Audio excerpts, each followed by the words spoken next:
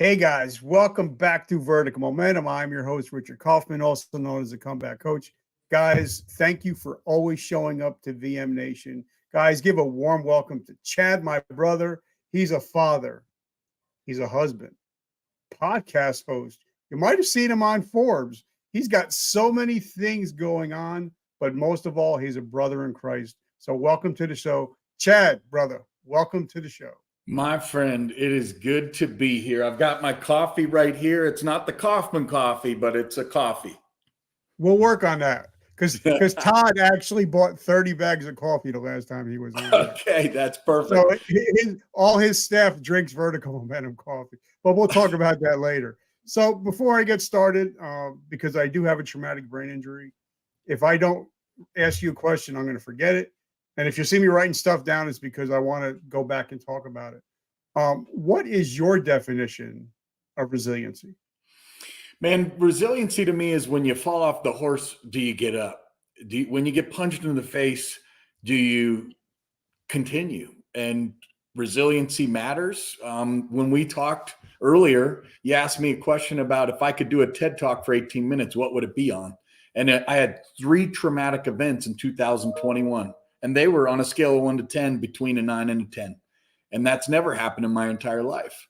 And yet I have resiliency because I have faith. I have faith that God is who he says he is. I have faith that God does way more. If I follow his path and I ride shotgun and let him drive the car, there's so much more to be gained. So even as I faced 3 traumatic events in 1 year, it led me to meet over 150 guests on my podcast. It led me to meet people I would never have met. I got to meet Steve Green at the Museum of the Bible just a month and a half ago, and in a group of 30 people. Darren Gray, Steve Green, Todd Saylor, I got to hang out with. Like, these things don't happen if I don't keep faith. And it wouldn't happen if I didn't have those 3 traumatic events. I'm confident of that. And I love it. And Todd Saylor, brother, I love you. I can't wait to see you in November. You and your bride are amazing. And Guy, got to come and get some of them donuts sometime. I just wanted to say that. I want to talk about this because just yesterday, no matter how big or popular or successful we get, a lot of us, including me, we deal with imposter syndrome. We deal with, am I good enough? Because I was feeling, I don't know what happened. I guess, the devil was working on me yesterday, and I was actually ready to quit the Vertical Momentum podcast and shut it down, even with over 1,000 episodes, almost 1 million downloads. But then I heard my brother Ed Milet. I said, Lord, give me a sign. I said, let me know that I'm still supposed to do what I do. And one of Ed's videos came on my Facebook page, which I don't know why, and it was talk about it. Just one more, just show up one more time. And that's when I said, you know what, Lord? Okay, you're in charge. I'm just going to show up and do this thing one more time. So, guys, no matter how successful we are, whether you're a best-selling author like we are, podcasts, whatever it is, we still have those feelings of that we don't belong and that we want to quit. So, guys, if you're listening to this, like, we're going to talk about Chad and his 3 things that happened to him in 21, and he didn't quit. He just did one more rep, showed up one more day, said one more prayer. So, guys, if you're struggling today, listen to this podcast, because this might save your life or maybe your children's life. Man, let me give you one right there. John Guyton, during that time, this was like 30 days after event number 1, trauma number 1, I heard John Guyton. He played for the CU Buffs, go Buffs. And he was doing this motivational seminar. And when he was younger, he couldn't even put a sentence together. He had heavy dyslexia. He couldn't speak. And yet he kept putting one foot in front of the other. The one phrase that he used, he goes, all right, it's like the Flintstones, right? If we've seen the Flintstones, if you're over 40, you probably know what the Flintstones are. If not, it's a cartoon. Look it up on YouTube. But his concept in front of a large audience is yabba dabba do. And so, yeah, but you say, well, I've already done 1,000 shows. Yeah, but I've done 1,000 shows. I don't know if I could. Yeah, but, and he said, and his whole point is, yeah, but, do. Just do. Yeah, but you don't understand. I was canceled. You don't understand. I got COVID and I can't even smell anymore. You don't know. Yeah, but do. Take the first step. One more show. Yep. Now talking about Colorado, by the way, I'm a big Dion guy. I love Dion. And even though they got blown out and lost a big lead by like 28 points, he kept on and he showed up and said, you know what? Tomorrow is a new day. No matter, this is the worst I'm at. So there's nowhere to go from here, from here. We're going to go up. So, and I love that people that are successful in life, they just don't quit. Even like Burt Young passed away last week. It was in Rocky, but most people don't realize that he was a United States Marine. He was a Purple Heart recipient, but he kept on going to become something greater. So guys, no matter what you're going through, God has a bigger plan for you than you even think of. So Chad, let's hop in the Wayback Machine. Let's hop in the DeLorean. Tell us a little bit about where you come from, where'd you grow up, and how did you become the force that you are today? Born in Madison, Wisconsin, but moved to Colorado at about age 4 or 5. We started in Colorado Springs. My dad was in the Air Force, so he graduated from medical school at University of Madison, UW, and then we moved to Colorado Springs. I can still remember at age 5, my brother's 3, my sister's not born yet, and we're in the back seat of the Buick. And when we drive in to the gate there in Colorado Springs, the guys would salute my dad because he came in as a general in the Air Force because he was a doctor. And me and my brother always thought that they were saluting us. So we, as little 5-year-olds and 3-year-olds, we'd salute them back. And then we'd drop the salute and they would salute. And come to find out later in life, it was my dad that they were saluting. But that's where it started. Then we moved to north in Colorado. I grew up in Colorado, and Castle Rock is where we ended up, Douglas County High School. I played lacrosse my senior year. Let me even go before that. Before that, I lived in a nice neighborhood, which is now the neighborhood I live in now. I moved here 2 years ago. I'm 2 miles from where my parents live, and we live in the same neighborhood. At the time, this is important to understand. My dad was a doctor. So similar, when I read your book this morning and yesterday, I had a perception that dad didn't love me.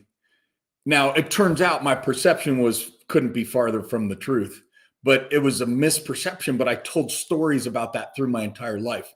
And so he didn't come to all the games, lacrosse games, swim meets. Mom was there every time. And so I just made up a story in my mind. Oh, dad must not love me. No, he had a job. It's called being a doctor. He'd fly to different states sometimes to read x-rays because they didn't have remote at the time. So yeah, he was there more often than not, but I put a story in my head. So in those times, I grew a mohawk. I actually had a nose ring for a time and 3 earrings. And I was like, see me now? I want that picture so I can put it on your thumbnail. I'll send it because I have it, man. It's a double wide. Yeah, the skateboards still reside right up there. Nice. So that's the story that I told. Well, what did that story cause me to do? One time in 8th grade, he pulled me aside and he said, Chad, I just want you to know God's real. God loves you. We went to church on Sundays every Sunday. And he said, in past generations, the next generation usually made more money and was more successful than the last one. And he goes, I want you to focus on being happy. He's like, I'm a doctor. You may not get to the level that I'm at from an income perspective. And I read that as, okay, that's my competitive calling, right? I played lacrosse. I'm a competitor. What are you talking about? So I worked my butt off for about 10, 15 years to achieve the number that he told me in the kitchen that day. And then when I got there one year and I sent him a fax and I said, Dad, I did it. And I don't even remember if I heard back or not. And then it was a little like, oh, huh. It took me a while to figure out. Dad's right. Gary V is another person you've referred to. Gary says, hey, if you make 50 grand, 40 grand, 180 grand, $5 million a year, it doesn't matter. It's, are you aligned with being happy, and living in your God-given dream? I mean, but it's interesting because one could say, oh, Dad didn't love me, and there's many, many kids who have abuse, physical, all kinds of other things. And man, I thank God I didn't have that. But to me, my perception is reality. And I made that story up over time. So, but I now look back and say, you know what, if things didn't play out the way they didn't play out, maybe I wouldn't have been as competitive, and maybe I wouldn't have done the things that I've been able to do in my life. You just have to look at everything that comes your way. And when you look back over your shoulder, you're like, yeah, that sucked at the time, but man, am I a better person for it now. So that's my early childhood. I've been in sales for 25, 30 years. I've written 4 books. It took me 10 years to write the first one. And then once I came up with the idea to do it, it took 54 days from thinking about it to delivering it. Been on the bestseller list. I've taught a lot of salespeople how to sell, how to lead. I've managed teams as many as 100 people over the years. But my passion is helping the underdogs. I feel like. All right, so let's talk about this for a second, because I've had many millionaires, billionaires, authors, athletes, from David Meltzer all the way from the authors of Rich Dad, Poor Dad. Come on. And something that even people that I admire, Gary Vaynerchuk, Ed Milet, Grant Cardone, they talk about enjoying the process. Even like, I retired with 23 years in the military. Even though there was a lot of shit times, a lot of times where it's raining, pouring, you're hungry, you're tired, I miss the process. I miss hanging with the guys. I miss doing the thing. And I think a lot of guys, even I've had a couple Super Bowl winners come on, they're like, yeah, winning the Super Bowl is great. But now as I retired, I miss those dog days of summer. I miss those days doing 2-a-day practices, drinking out of a garden hose. I miss those days. And I think if me and you can talk to people today, that we need to enjoy the process, because no matter what job you do, there's a shelf life. And, what do you do after the shelf life is over? And if you didn't enjoy the process, you pretty much wasted your whole life. So please talk about that, because I think a lot of people are just, they want it. They want the house, they want the beach, they want the car, they want they want the boat, but they lose the kids, they lose the wife, and now they're sitting at the kitchen table by themselves, even though they got the big boat and the big house. So please talk about that a little bit. So I've been part of this group called the Pro Player Prayer Project. It's quite a mouthful, but now I can say it all in one sentence. That's the website too, by the way, Pro Player Prayer Project. On September 7th, we held an event at the Museum of the Bible in Washington, D.C., just a block away from the U.S. Capitol. And we had Steve Green in the room. We had Chris Branch, NFL player. We had Leslie, blanking on her last name, superstar and WNBA person, Carolyn Moose, who played for Stanford.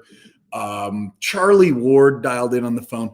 The most memorable thing of the day that happened, we even had an actor that was on the line ready to be called on, and we never called on him. And he's a very well-known actor, but we didn't call on him because of this.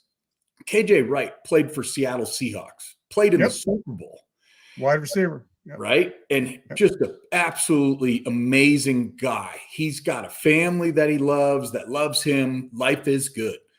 He calls in, and he was going to be one of the speakers to talk about prayer and the importance of prayer in life. And Earl Christie was on, who played in Super Bowl III, who does pastor stuff, and just another amazing man of God. And KJ goes, okay, hey, guys, I know I'm here to talk to you about prayer today, but I need prayer. And he was like, guys, you got to understand, I played in the Super Bowl, but I miss the structure, guys. I miss living in the trenches, just like you're talking about right now. And Darren Gray, who wrote a book called The Jersey Effect, who's also good friends with Todd Saylor, jumps in the driver's seat, says, hey, to the other pastor, he goes, hey, get out. Because KJ was on the phone and on the Zoom. And he could tell right then and there that KJ needed something. So he looked in his eyes and he was like, KJ, I see you. I hear you. I feel you. And he said, Earl, you there? And Earl was also on the Zoom, right? And he goes, can you pray for my brother KJ right now? And he said, from the bottom of your soul to the top of the crown of your head, and he just went through this prayer in the moment. And what I think was really neat in that moment, and we have it, we can put it in the link to the broadcast here. But in that moment, he said, hey, you've been playing for football teams. You made it to the top of your class. But he talked about how the ultimate goal is to grow closer to God and have a relationship with Jesus. And so no matter if you're a firefighter or a celebrity NFL football player who has it all, from the boats to the cars to the house to the wife and the kids, he still was missing that. So now being pointed towards the new competition in his life, which is growing closer to God, you could just tell his head was down, he was teared up, and he was moved to say, okay, got it. Maybe I'm playing on a different field now, but I'm still playing. And in that moment for all of us in the room, because we were there to talk about prayer, now we got to experience prayer and true Holy Spirit showing up. So, man, that was one of the most moving things that happened this year, was seeing that transpire. Now, going back to Colorado, one of the reasons I love Dion, I met him at a TD Jakes conference, and I had lunch with TD Jakes. But he said, I won the Super Bowl with San Fran. I won the Super Bowl with Dallas. I have $100 million in the bank. I got a beautiful wife and beautiful children at home, and I'm ready to drive off a cliff. He says, I have everything, but I'm still empty. And that's what I think we're talking about today, is we can have everything, but we can still feel empty.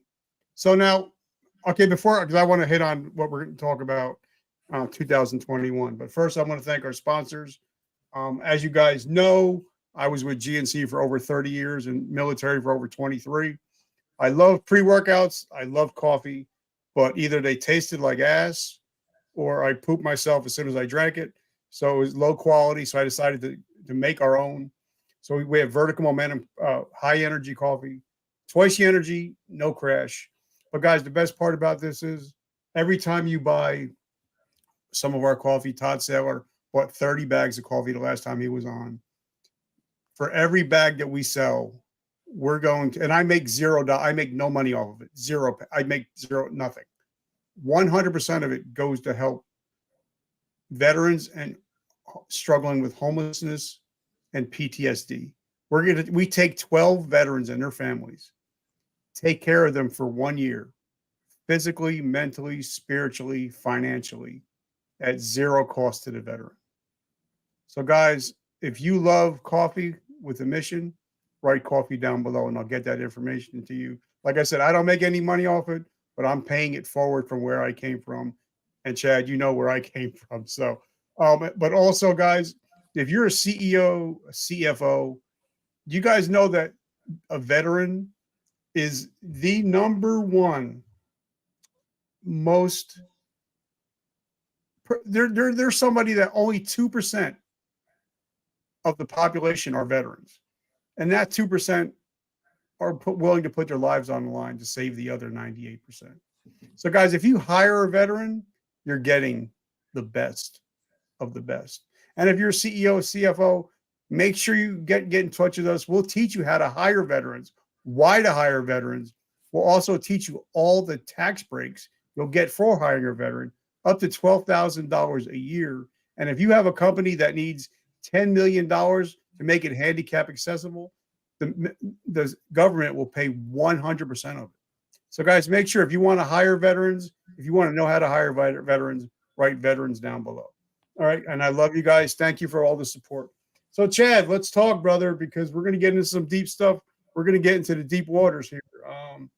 Talk to us about, the 3 things that you went through in 2021. Yeah, so it started out early in that year. If you remember, there was an election in November. January was kind of the day when everyone, the big day, everyone showed up at the Capitol. There's probably 1 million people there. Well, I happened to be in DC that day. Didn't do anything wrong, was just there. And I took a picture with a guy in the crowd of 1 million people that I posted on my Facebook. And within 24 hours, I get a call from the local news media in Colorado that says, "Hey, we're running a story on you, Chad." And I was like, "Oh, great. I was just into your news station 3 months ago for another story. What is it?" And they're like, "Oh, who's the guy in this picture?" And I was like, "Oh, wait." Well, it turns out that kid, it's now shown he was the second person who actually went in the building on January the 6th, 2021. So I happened to get a picture with him. So now they want to know, who is this guy with this picture? So within 24 hours, I went from running $1.5 million business to death threats and everything you can imagine, right? The term cancel culture. So it was so painful. Your family's going to be, we're going to kill you. All these threats and things. And I'm like, man, I just took a picture with somebody in a crowd. What is going on here? So that was super painful. And to the point where I felt like, man, imagine this helps me understand what Jesus must have felt like, because he didn't do anything wrong. He stands for love. And yet he was crucified, killed, and buried. And that's what I lived for about a month. My passwords were hacked online, customers sent in cancellation notices. So it was painful. Okay, that's 3 weeks later, trauma number 2 roars its head. We get a call. We're out to dinner with my nephew and niece, and we get a call from our son to my wife. And she picks up the call, and my son says, "I've been in an accident, and I'm trying to overhear this phone call." "What kind of accident?" "It's a burn accident. Send an ambulance." And I'm like, "What do you mean?" And motherly instincts take off. Bye. Because we both had 2 cars because we were there with my niece and nephew. She goes instantly to meet up with him at his apartment. And then I'm like, okay, I need to drop off these niece and nephew at their house. My brother's out of town. So I call my brother. He goes, "Chad, you need to go see Brennan right now. What are you doing?" And I'm like, "I don't know. I think I'm in shock." And I go, "Let me just go drop off the kids at your house. It's fine. And then I'll go meet him at the hospital." So I go to the hospital 3 hours, and I'm praying. We don't know, right? Is his face burned off? His hands were burned badly. So then I get a picture, and it's terrible. It's as bad as you can imagine. The whole face burned, both hands, both sides. So I go 3 weeks prior. We were skiing in the mountains on a weekend. Then that happens. And now I'm like, wait a second. Okay, it's not poor me anymore. You can take my business. You can take my reputation. You can take anything you want, but don't take my son. Like, what's going to happen, right? And so it flipped. So now I'm like, holy cow. Now I know what it must feel like if you're God and you send Jesus to earth and he gets crucified and condemned for something that he didn't even do. And he tried to help humanity. What is going on? So he gets there. We pray. My wife and I get down on our knees at the conference room table at this hospital. And we've never been on our knees praying. And we were on our knees praying, holding each other, praying. Nurse comes in. Okay, I'll leave you guys alone. I posted on Facebook that night about faith. And I said, hey, when trauma hits, you can either run from God and say, how can you let this happen? Or you can lean in and run to God. And I was like, guys, this just happened. I had like 19,000 people comment on that post. Remember, from being canceled 3 weeks prior to now this. And so it was just amazing. And people who were maybe thinking the worst of me as a human being, and now are praying for my son. And so 3 weeks in, they have a new treatment. It's called RECELL, and they only do it in 7 states. And this hospital that we were at was the feeder hospital where they do it. And it's a trial thing that's been around 10 years. So it sticks half the time. So they're like, we might be able to do the RECELL. So anyway, long and short, 3 weeks later, the gauze comes off and he was totally healed. It was as if he just had a little bit of a sunburn. And then a month later, completely fine. Both hands healed. And I remember being on my knees in the parking lot one day as well. I was like, God, because you're walking and your knees just give out, and I kneeled down. I was like, God, I've never asked for a miracle, and I'm asking for one now. There's no way other than a miracle that this can happen. And I just prayed that prayer, and boom, the miracle happened. So that's trauma one, canceled like you would not believe. Didn't do anything wrong, didn't break any laws, didn't go into the damn Capitol. There's a lot of people who did, and I did not. Sun gets burned. And then later that year in September, I faced a very bad bout of COVID because I was one of the people that are like, oh, yeah, it's just a cold. It's maybe just a flu or whatever. And then it was like, no, it's a little worse than that. Day 7, I get to the point where I'm down to a 72 oxygen. And I could barely move. And I get out, I go to the nebulizer on the floor, and I was like, God, if this is it, you can take me. I'm yours. I'm yours.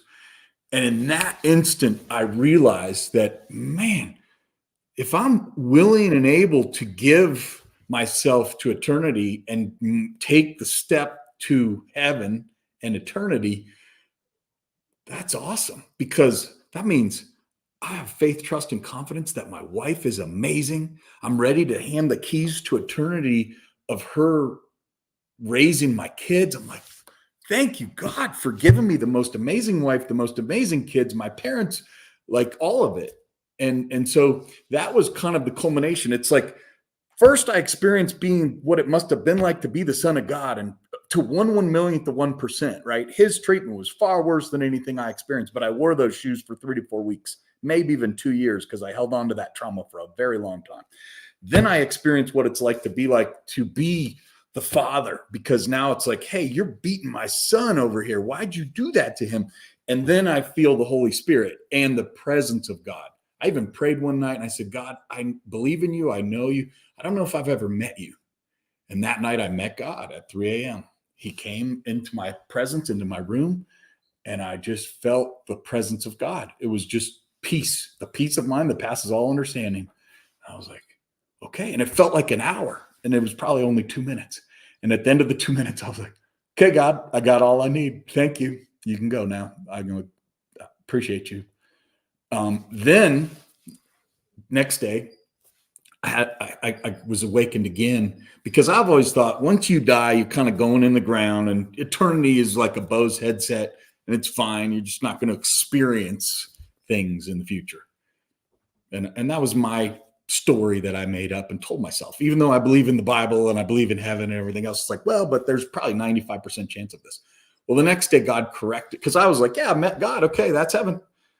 And he corrected me. The next day I'm in the garden and I see my wife running in the garden. And then I look over my other shoulder and there's another person.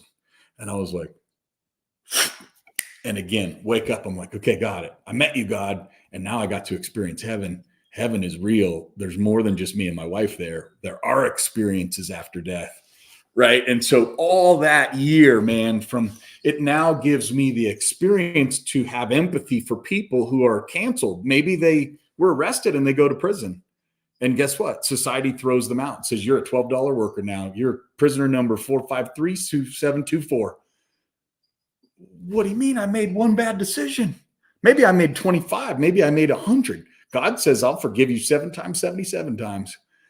And so it now gives me newfound perspective. These folks who get arrested because of a bad decision, my friend Jarvis Guthrie, jarvisguthrie.com, man, that kid, he went in for 18 months. He made one bad decision. He was drinking too much. He was a wide receiver for his football team. He had everything in a row. And then he goes out of the party, he walks across, he thinks he's back at the same house. He tries to kick in the door. It's a police officer's house. Police officer gun jams, so his life's spared. Pistol whips him. He ends up in the hospital and he goes to jail for 18 months. And this kid has such a relationship with Jesus that he will lead so many people into eternity, into a relationship with Jesus. He's like, Chad, it's the best thing that could have happened to me. I'm thankful for my 18 months in prison. So I think that's something that I wrote down because, and you read my story, but something that my mentor, Ed Milet, says, things happen for you. They don't happen to you. And everything is a teachable moment. So everything that's ever happened and anybody that's watching or mine in your lives has brought us to this exact moment. Every decision we've ever made brought us to this moment. And it's just because God says, all right, I want you here at this time on this day. So whatever, guys, if you're watching this, things didn't happen to you. They happened for you. And they're for you to learn. And so you can be able to teach somebody else and let your mess become your message. So Chad, all right, brother. Now this is also a teaching podcast. So we're going to get into the deep nitty gritty because, I'm big on LinkedIn. That's my number one platform. And I think we're one of the top 10 voices on LinkedIn. But everybody that I see is either an AI expert. I think all the people that used to do crypto, all of a sudden they moved over to AI, or they went over to when they were started selling car warranties. Now everybody's an AI guy. But you, because I studied your stuff, I followed you, I read everything I could. You are an AI guy that I would trust with my business. So, and I love ChatGPT. I love it, but we're going to talk about how to use AI and ChatGPT effectively, but not using it as a crutch, but using it as your assistant. So let's dig into it because AI is here, guys. And if you're not using it to better your business, your competitors are. So Chad, let's get down into the nitty gritty, brother.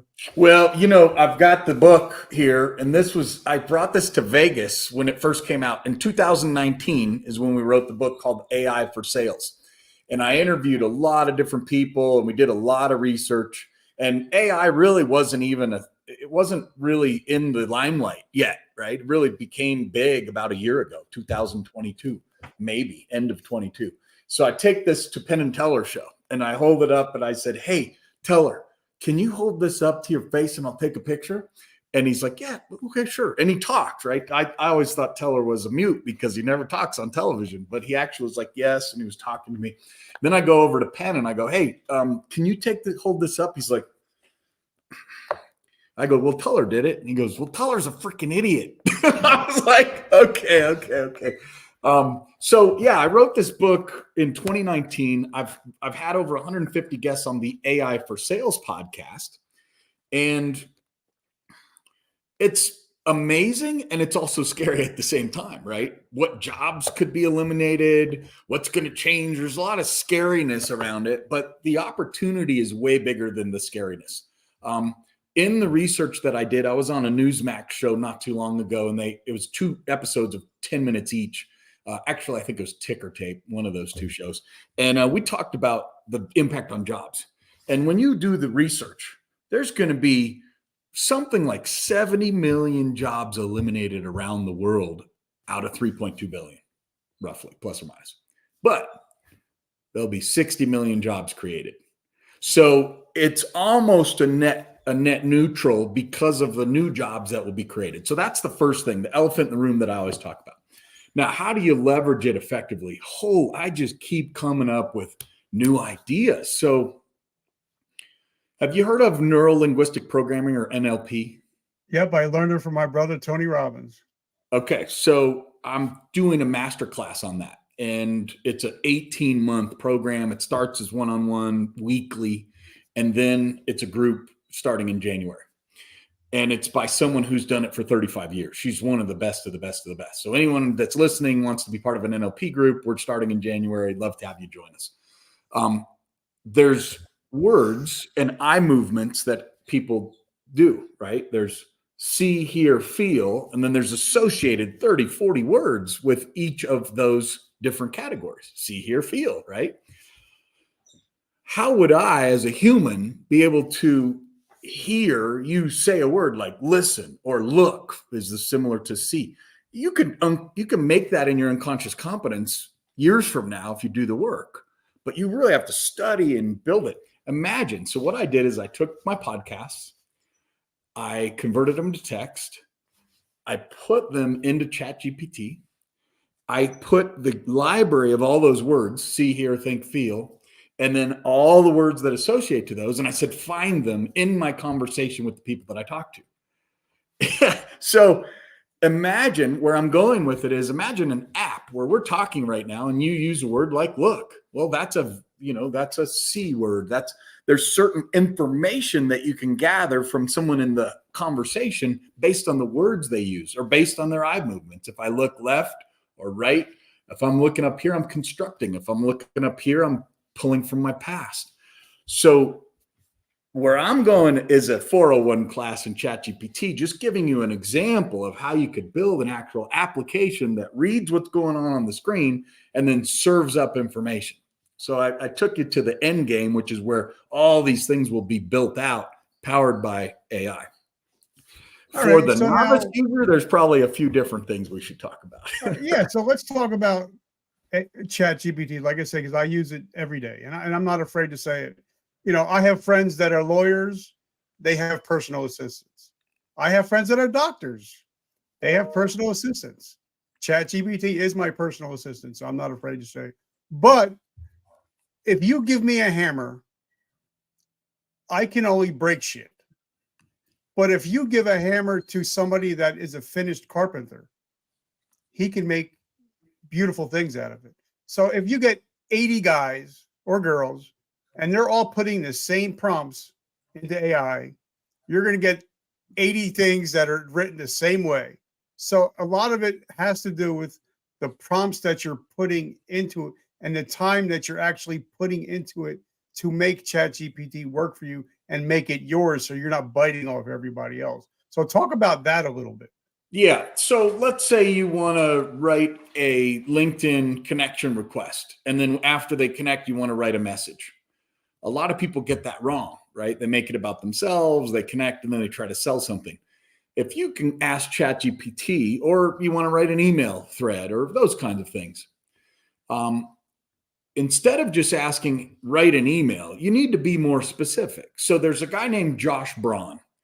To me, Josh Braun is one of the best when it comes to cold calls, email writing, sending out a LinkedIn, making it all about the person, right? So if I'm going to work with a new customer, I'll take all their content and I'll put it in ChatGPT and I'll say, hey, here's a paragraph. Here's another one. Here's about the CEO. I'll train ChatGPT on the customer. Then I'll say, okay, now that you know who this customer is, write a LinkedIn message that's less than 3 sentences using a Josh Braun approach, for example, and make it all about the customer and the value that they could expect by partnering with this company. And so then if you can just ask it in the term, or maybe there's a really good marketer that you follow out there, write the email in the tonality and the way that Gary Vaynerchuk would do it. Write a YouTube script in the Gary Vaynerchuk approach. And as of now, all of that IP is searchable on the internet because Gary's been all over the world. So the AI is going to know how to do it. I think in a few years from now, they may start to gate some of that and say, okay, you can't ask it to write a Gary Vaynerchuk styled email because that's his IP. But in today's environment, man, there's a lot you can do just by asking it to think like Gary would, for example. Now, you also, there's a lot of people say, oh, I don't believe in AI. But then I say, okay, have you ever binged anything on Netflix and then watched the next recommended video? Welcome to AI, pal. You're using AI without you even know that you're using AI, correct? That's right. When I was at the C-Suite Network in New York 2, 3 years ago, again, right when the book came out, and I asked all these 300 CEOs in the room, raise your hand if you're using AI. And in 2019, it was like nobody, right? So there was 3 people that raised their hand out of 500. And then I said, okay, is anyone using Zoom Info or Discover.org at the time? And then 30% of the room raised their hands. I said, okay, you're using AI. You just don't know it. Because if you're pulling data and you do a lookalike audience or all the things that a tool like Zoom Info does, then you're using AI. So what I'm seeing now is that all the major apps, whether you're doing LinkedIn software, email, you're doing video.ai, Opus Clips, all these different technologies that you maybe use on a daily basis already have AI built into them. And so my encouragement to you would be pay attention to the little new, when it says bold NEW, you should probably pay attention to that because that's the AI that's being brought into the technology that you're already using today. And it seems like now everybody, you got Baird out there, you have ChatGPT. Everybody's getting into the game, but a lot of people, like I had Steve Sims on the show, Steve D. Sims, and he talked about how he had his book ghost written, and his wife was started reading it. She's like, "You can't put this out," and he's like, "Why not?" Because it doesn't sound like you. And I think you've read my book. You know that I'm only a ninth grade dropout. My grammar's not that great. So if I'm putting out posts using 10 syllable words and using the words like unlocked and on every episode, you know that it's not me writing it. So talk about that is, putting yourself in AI as a tool so people don't think, yeah, he didn't write that at all. It's all Yeah, it's interesting as I've delved into this for sure, because yeah. if I do an Instagram post and I write it and I say, all right, come join the Pro Player Prayer Projects on Monday at 4:04 to 4:44. Well, that's pretty basic, right? Now, if I go in and say, hey, we've got Carolyn Moose, Moos, by the way, who has 50 different accolades and awards for the work for all the sports that she did. She's an amazing human being. And then I put, some Wikipedia posts and, write a 4-sentence invitation to this event. This was the one this Monday. So yeah, recent.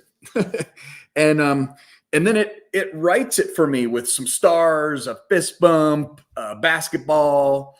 And so now it's given me something that's pristine.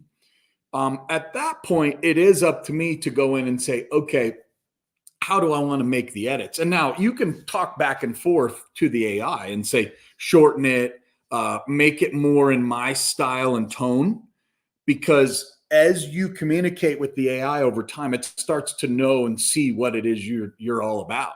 Write it in my tone, Yeah. right? And then it'll give me the ninth grade version, right? If I want it.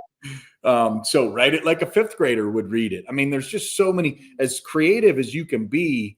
Now, however, remember, if you're looking for clicks, you're looking for conversions, the one that they give you, if you ask it, hey, get me a subject for this particular email or this post that will be highly clickable, and they'll spit one out. You're like, okay, that's the AI knows that this is probably going to be a good one. But I don't like it just because it doesn't fit my style. So I'll say, write 10 more that are equally powerful. And then now you've got some to pick from. You delete one of the words, you make it your own. But man, if you're not powered by the Iron Man suit of 2023 and beyond, you're going to leave a lot of money on the table. You're going to be left behind. The good news is it's just coming to an application near you. So if you go out ahead and you go do the research and you want to be an early adopter, great. I've always been the leading edge guy that uses technology. But the good news is it's going to come to you whether you love it or not, in your email, in your phone, everywhere. It's just here. But like, and I had Mr. Dennis Yu on, one of the first engineers ever at Yahoo for SEO, and something that he said is, you actually have to go in and you have to give it certain, like when I put in some, if I'm going to write it, when we do my article, I'm going to say, about our interview, and I'm going to say, Chat GPT, please. I say please all the time. I don't know why. It's just something that I do. Please write an article. And what I do is, and this is a hack for you guys who are podcasters, I actually listen to every episode that we do. I actually write everything down. Then I put it into Chat GPT. And then I say, Chat GPT, please write an edited version. So it does sound like not an eighth grader wrote it, but also make sure it's SEO optimized. So it has a lot to do with the things that you put into it, because you're only going to get what you put out of it. But you have to use certain words, like use, SEO optimized. So it knows there's certain words that it's going to use a couple of times, that when you do put it in a blog post, it's automatically going to get picked up by other things. So talk about that, certain words like, SEO optimization, or certain words that you use in a script. So you're actually, it's going to be seen by somebody, because there's no sense of writing a blog post if nobody's going to read it. Well, it's funny you brought up the please and thank you, because I did a survey on this just a week ago. I had lunch and breakfast with Bernadette McClellan. She moved from Australia to Colorado, superstar revenue enablement person. And we talked. I said, "Do you ask ChatGPT, please?" She goes, "Oh, absolutely." So I'm like, "All right, I got to do this as a survey." So 47 people voted. 57% are polite, and they say please and thank you to the ChatGPT. 40% no, 2% sometimes. I was in the 40%. I never say. By the way, where'd you think I got that little stat from? ChatGPT. You got it from you. Oh, there we go. Got it from following you. Okay, there we go. So sometimes I like to put out things that maybe other people don't think about, and so those are them. I know we're running up on the time here. I'll go back to when I first put AI out. There was a little unknown company in San Francisco called Nova.ai. And what Nova would do is they found the early versions of ChatGPT, right? At the time, I remember they were like, "Oh yeah, have you used GPT 2.5?" And they didn't call it ChatGPT. Now people know it as ChatGPT, but back in the day, the code word was GPT 2.5, GPT 3, GPT 4. And so this guy, Will, was using it to read your LinkedIn profile. And then right before you send an email, it would serve up relevant information, including the weather. "Hey, Richard, I see it's 67 degrees out there today, wherever you're located. Hey, I see we went to the same college." It would find commonalities, and they have this big AI model. And when I first posted that, "Hey, this is where the world's headed," man, I had a lot of haters. I don't know what it is about me and haters, but the people were like, "This is gross." Even the founder of Eloqua, which is the biggest email spam machine on planet Earth. It can be used for spam, or it can be used for email follow-up, etc. Right? He posts gross period on my post about, hey, and at the time I was going, "Hey, you put my AI powered by Nova in a room with your best BDR, and we both write 100 emails." I go, "Let's see who comes out with the best reply rate, the best outcomes," right? We're an outcome-based society. Let's get the best outcome. And the people, these CEOs of companies would post back, "Well, my BDR can't write 100 emails in an hour." And I go, "Okay, I'll give your rep 8 hours. You can give my AI 5 minutes, and then we'll compare the results." And nobody would take me on the challenge. And I was like, "Guys, it's here." And then people would say, "We need to start taxing the bots as if they're a $67,000 a year BDR." I was like, "No, this is like a calculator. This is like farmland. This is like a car when it first came out. It's scary because we now can fly across the world and go to Japan in 6 hours or 12 hours. This stuff's here. You got to embrace it." Now, the ethics side of it, who gets to put in some of the code around tough decisions. That's important. I think we need a new title called the CEO, which is a chief ethics officer. That's a whole nother can of worms that I think people need to open up, and we need to recognize that if you program badness into the AI, it'll kick out badness. But used for good, man, you can do a lot of good things with this stuff. But now also, I think because of SEO, I mean, not because of this, because of AI, if you go the more human side, I think you can start crushing it, even like Gary Vaynerchuk says, you can start crushing it even more because everything is going to start to look alike. And because I'm going back and I'm listening to all Gary Vaynerchuk's books again and all Russell Brunson's books again. So if AI is so everybody's getting AI'd, if you come out and you start, DMing somebody, like I send out birthday messages every day to my friends that have birthdays, and they know it's me because I'm going to talk about their wife, I'm going to talk about their kids, I'm going to say, hey, how are you? If you're a Marine, hey, Semper Fi, love you, brother. So I think if you can use AI, but then also start being more human, I think you can just crush it each way. What are your thoughts? That's that 1,000,000%, because you're right. The world's going to be AI'd, and all of a sudden you're going to see so much content. There's a guy that's doing an AI training course for 100 people. He's charging $1,000. It's $100,000 masterclass for 16 weeks. When all those CEOs go out in the world and know how to do content at scale powered by AI, it's going to just be overwhelming to the human. So that's why I'm interested in NLP, because it's all about the map is not the territory. Mind and life are part of the same system. There's all these presuppositions, understanding that, Richard, your background of your parents, where you grew up, the schools you went to, the teachers you had, the experiences you had make up your perception of reality, and mine make up my perception of reality. So being able to understand that level of the complex mind and connect with people on a level like we never have before, I 100% agree. Put the Iron Man suit on so that we can connect at a more deep level than ever before. And that's where I'm thinking ahead 2-3 years out. What's the tech that can layer upon, and that I alluded to that before, right? Building it, like taking all these smart hundreds of years or 50 years of research, putting it into an application. You're right. It's human to human relationships, and we're getting back to basics. So there's something I wrote down, and then we're going to start winding down. Because when I started, I guess about 3 years ago, I took a really deep dive. I went down the wormhole about mindset. I picked up Tony Robbins' book again, like 30 years later. Then I started, Think and Grow Rich.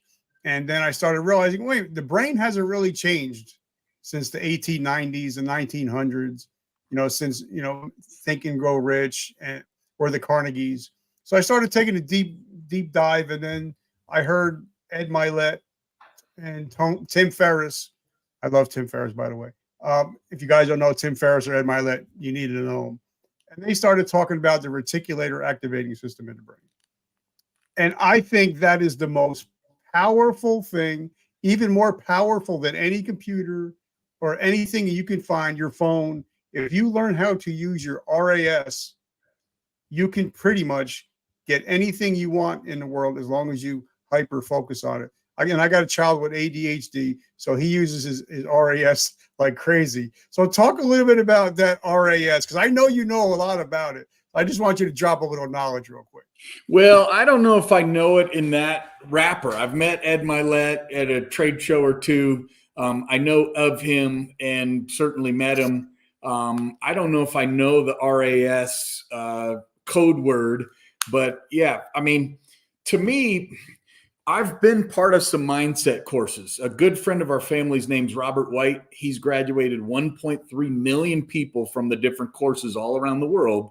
And I've hosted with him 5 different events.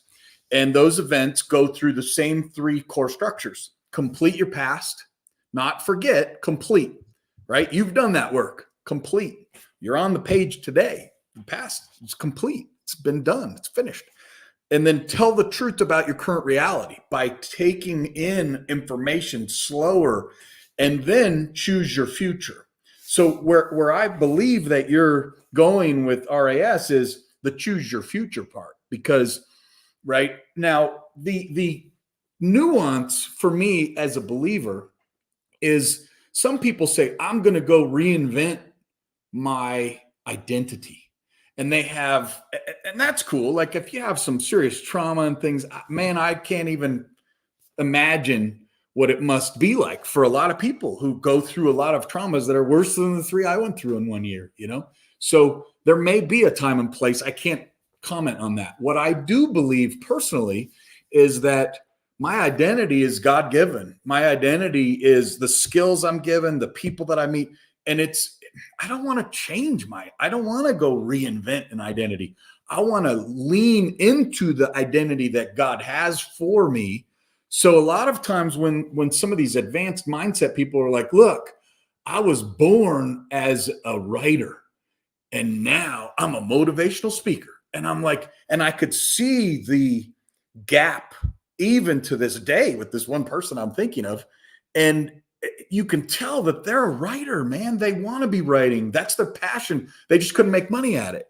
And so they're living out of their God-given identity. And I'm like, if you could just right size your home, all of it, then you could be living in your passion.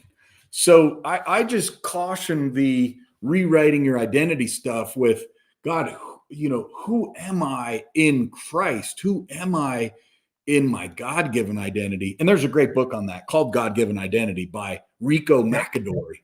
Yep. He's a super friend of mine. And like, I went through his course week after week for 6 or 8 weeks of one-on-ones. And when you can lead into your God-given identity and do the things God has in store for you, whew, that's a lot of fun. Okay. But now, like I said, this is one last point I want to talk, and then I got two really important questions to ask. If we believe that our Father is in heaven, right? Our Father owns everything. So if I am the head of $1 billion corporation, my child, if they're doing the right things, they should have the benefits of that $1 billion corporation. So I believe, for me, if my Father owns it all, I should be able to use it all. But I know that I don't own anything in this world. God's just letting me borrow it. I don't own anything. Mm-hmm. But if he let me borrow the key I got out front, there's no reason I can't borrow the DeLorean. Mm. He lets me borrow the house I live in, he'll let me borrow the beach house. Mm-hmm. As long as it's in perspective and knowing that I don't own it, and I give him all the credit. So I believe that if we are his child, and we are, because I call myself, I am a son of God. Mm-hmm. So if I'm a son of God, there's no way I could be broke. There's no way I could be depressed, because I have everything he promised me. But now I hear people say, oh, really? Oh, really? The promises. And I'm like, but one of the fruits of the Spirit is long suffering. And we forget that. We kind of want all the other fruits of this, but we forget the long suffering. So I think, that we should be able, if we're a child of God, our mind should be open to everything that the Lord has for us, and that we should be able to enjoy, what he's given us and what he will give us, as long as we appreciate what we have, first of all, and we give him all the glory. Yeah. Well, and look, I moved into my parents' neighborhood. Now it's my neighborhood. And believe me, there was some imposter syndrome there for a while. And it's like, how did I get into this place? And at one point I was even like, okay, this is hard to make the mortgage now. God, your will be done. As Todd's book says, your will be done. And I was like, if I need to list the house and go move into a smaller house for a period of time, I now own the house. It's amazing. I got a really good interest rate. But if that's your will, then by all means, let's go. And so I even put it up. And then God gave me so much business in the last couple of months where it's like, no. But thank you, child of God. You were willing. It's not the end all be all of living in a big house like you live in. And the faith that I leaned in on, and then they say, God will throw open the floodgates of heaven when you have faith in me. And that's what we need to remember, is whether we're driving a BMW, living in a mansion or not, it's okay. Have faith that God gave you the skills that you are meant to have, and follow the path he has for you. So yeah, I'm in 100% alignment with what you're talking about. So last question is, or my second to last question is, if Joe Snuffy gets out of the military, wants to start a company, wants to start using AI, what would be the top 3 pieces of advice you would tell him on October 25th, 2023 about using AI for their business?